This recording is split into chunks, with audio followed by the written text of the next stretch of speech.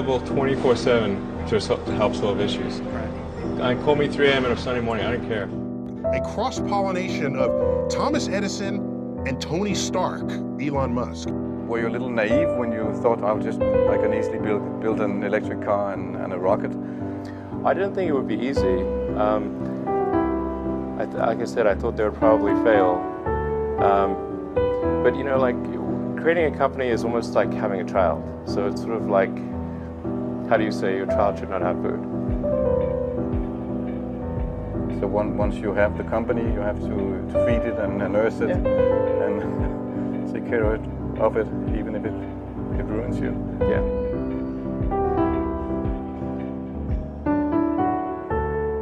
But suppose there were some tough times in 2008, end of 2008. How did you get through that period of crisis? Yeah. Can we just break for a second? Sure, of course. Yeah. You want to wait a little while? Man, I sure hope it was worth it. Sure hope it was worth it. It's everything. And I was borrowing money from friends to pay the rent. Well, I mean, Tesla really faced a severe threat of death due to the Model 3 production ramp.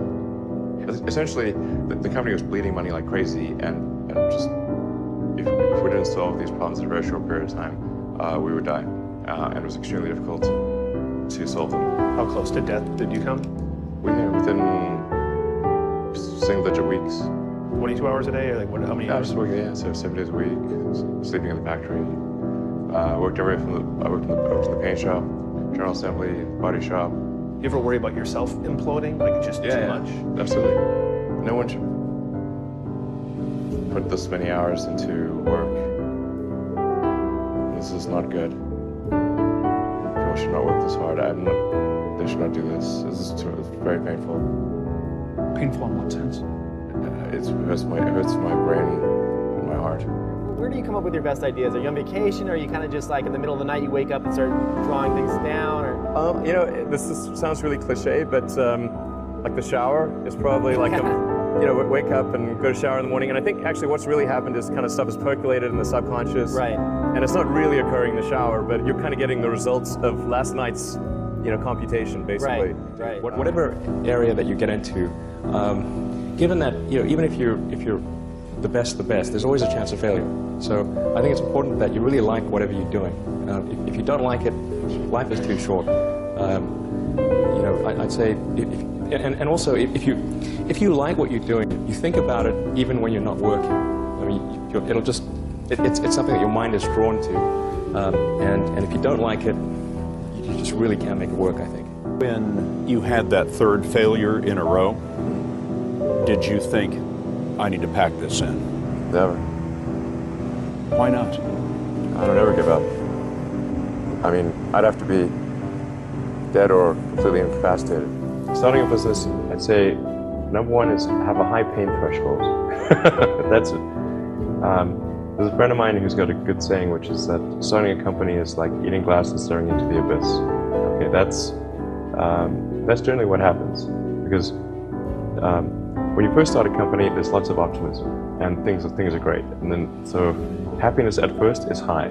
Then you encounter all sorts of issues, and happiness will steadily decline, and then you'll go through a whole world of hurt. And then eventually, if you succeed, and in most cases you will not succeed, and Tesla almost didn't succeed, came very close to failure. Then if you succeed, then after a long time, you will finally get back to happiness. I think too is you got to make sure that whatever you're doing is a great product or service. It has to be really great. And I go back to what I was saying earlier, where if you're a new company, I mean, unless it's like some new industry or new market that, if it's an untapped market, then you have more ability to,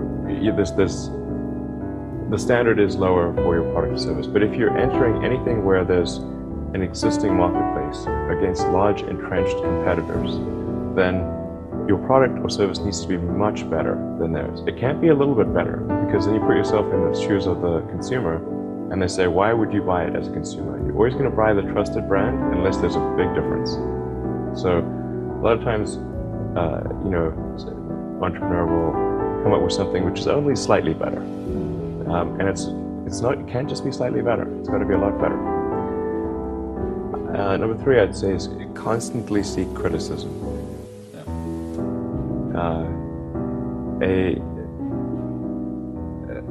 A well thought out critique of whatever you're doing is as valuable as gold.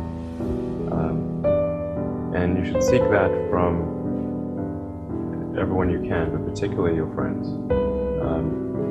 Usually your friends know what's wrong, but they don't want to tell you because they don't want to hurt you.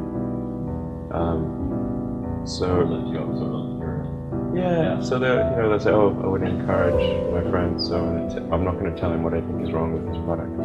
It doesn't mean your friends are right, but very often they are right.